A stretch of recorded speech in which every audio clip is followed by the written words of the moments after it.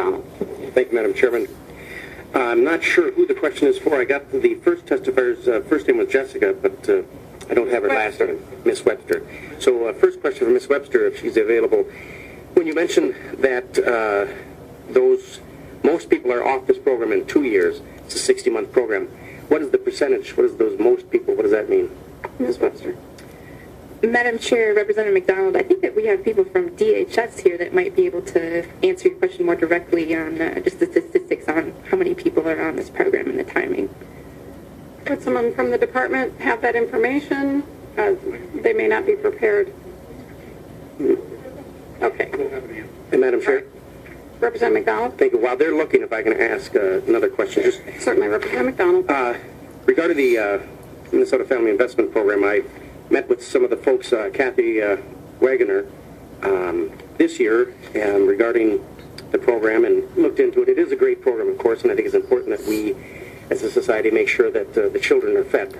It was not their fault that parents are either not working or not able to. So I commend the past legislature to address this. I think the cap on the surface was a good idea, personally, from 2003, but as you look into it and study the facts, perhaps it wasn't. But the intention certainly was. We want to encourage the folks to help them work. It's welfare to work. So my question leading up to that is, I see in the program there are penalties for not working, and I think those are good safeguards to ensure that the program is working. We'd be foolish not to. But I want to know from the department if they have this data as to how much we enforce some of the penalties if the folks aren't working, and perhaps they are all seeking employment. So, for example, the program says that if they don't follow the work rules, they could have a reduction of 10% from their program, and from the first month, and the second month could be a decrease with their utilities and other housing costs. So, and it's with a great pleasure that we welcome former Representative Larry Hosh, who now works for the department, here to answer some of those questions for us. Thank you, Madam Chair and Representative McDonald. To your first question with the percentage of cases that have been off MFIP, for 72% of those who enrolled in the diversionary work program and 60% who enrolled in MFIP, they're off within 12 months. After 24 months, 79% of people who entered into the diversionary work program and 70% of MFIP families are off the program. To the questions about the sanctions, we can get you detailed information through our systems on how many families are in sanction, at what level in sanction that they're at, whether it's the 10% level or 30% level. We do have a relatively complicated sanction process, but we definitely have the data that we can provide you.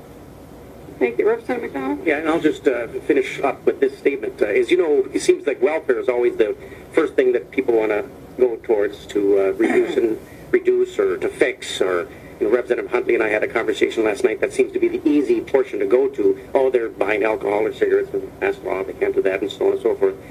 Maybe they're not eligible, and they were eligible to get it. But as Representative Huntley said, it is a small portion, but yet an easy target. And I think it's important for the department to give to us legislators, and it's our job to educate ourselves on the program. I was not aware that there was a reduction if they don't seek certain employment. Now, I understand I have an application here from the regarding the MFIP. This is all they really have to do is go in and fill this out, but there are other safeguards and thresholds in place to ensure that it's not abused. So I think it would be beneficial to us to do our homework as a legislator, to do mine personally for my district, but the department to make sure that we're aware of some of those sanctions. So it's not the target that it has been in years past, no matter who's in charge here. And Representative McDonald, I would even go one step further and say it's not only wonderful that we get this information and necessary that we get it and to educate ourselves, but it's also necessary as legislators to go back and educate our communities, because there's a lot of misunderstanding out there in the community that makes this a target, and we can help change that. Representative Liebling. Yeah, thanks, Madam Chair, and I feel like I need to weigh in on this, and I was glad that the advocate from Welfare Rights came down to speak, because I actually was going to comment on some of those topics. And thank you, Representative Fritz, for bringing the bill and actually for giving us sort of a forum here to talk about these issues a little bit more broadly today. I think it's very, very important. And Just to Representative McDonald, of course, I've been around here a few more years than you, and I've seen over and over again how this is an issue that gets politicized. And many people who feel most qualified to talk about it do so without any facts. And you've heard that actually quite a bit this session already. And I hope that you as a member of the minority will push back against that and join us all in pushing back, because much of what gets said and what is sincerely believed by people around what we call welfare is pure and simple mythology. It is not based on the facts. And even what the question that you just asked, which is very legitimate to understand how families are, what happens if a parent decides they just plain don't want to work. Well, if you look at the money that people are getting on this program, I think it's shocking how little people are getting, and the fact that was testified to that this cash award has not been increased in so many years. I don't know of one other thing that we do here in the state that has not been increased in that amount of time. Not one. If somebody could tell me, I'd like to know. And this is how we're treating our children in this state. As you very rightfully said, they don't pick their families. So, this is, the testifier is absolutely right. I don't know what we're going to be able to do in terms of the cash grants this year, but I absolutely agree with her on the gravity of this issue. And I know that we don't like to think of just giving money to people who are poor. But, people need to live. This is a short-term program. It's not generational poverty anymore. Well, it's maybe generational poverty. It's not a generational program like it used to be before President Clinton reformed it. It is a very limited program with incredibly tight resources for people. And I know that they did an action earlier in this year that I wasn't able to participate in to get people to understand what it means to live on this little money. But even if you don't care about the adults, you've got to care about the kids. And I really hope that we can do something for these folks. And I do want to differ with you on one thing. I wasn't around, of course, when the family cap was put in place. I doubt that it was really, I doubt the evidence supported it then. I think that must have been based on mythology, too. Just guessing. Just guessing. The mythology that you're still hearing in this body from your side of the aisle that says that people have babies on welfare to get more money. I don't think they ever did that. Well, maybe they did it years and years and years ago. I don't know. But I don't think that's happened here. And I really, I'm so glad that we're having this discussion today. I think it's a really important one to continue to really try to base this on facts. And just to follow on what Representative Norton said as well, I still get emails from people who, for example, when they don't like the idea that we're going to raise the taxes on the highest income people, they say, stop spending the money on welfare. They don't understand that that is not where our money goes. So I hope that all the members of this committee who are learning the facts can help to push back against the mythology and continue to do that, please, for our children in the state. And Representative Legally, I just wanted to remind you, we've just got 3 minutes left before we're done, and I appreciate what you're saying, and I really don't want, I prefer not to go back and forth at this point, because what I think I heard really was a coming together in a positive way, and I don't want to turn it into something negative. So, Representative McDonald, if you would mind letting us vote on this bill, we have 2 minutes to get out of committee.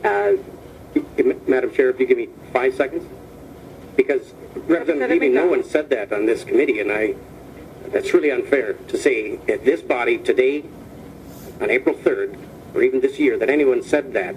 With your statement, I'm not even going to repeat it. It's really unfair. No one ever said that here. I've never said it. No one in this body on our side said it.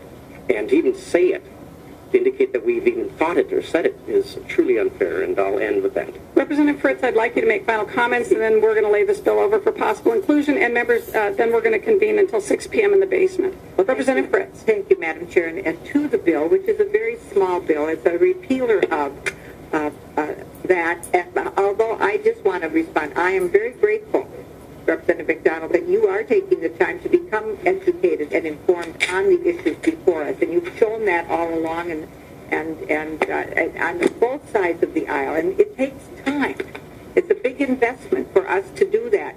I've lived it, so I come here knowing what's and have the experience in my past, and then continue to, over the years, 40-some years of coming up here, testifying on these very same issues and really getting nowhere. Except today, we have gotten somewhere. We brought a group of testifiers together who are so far divided, and we brought them together for the children. And so we can accomplish good things, and we can get things moving ahead. Not fast. Well, we never do anything fast up here. And I am very concerned that we have not heard the other bill, and that those folks are still under scrutiny. But that is not the bill we're here today for. I appreciate all of the dialogue and the discussion and the coming together on this bill. And thank you, testifiers, and thank you, members. Absolutely. So, members, the bill is laid over for possible inclusion into the Health and Human Service Finance Omnibus Bill. We are going to have to go into recess until 6 p.m. in the basement of the SOB.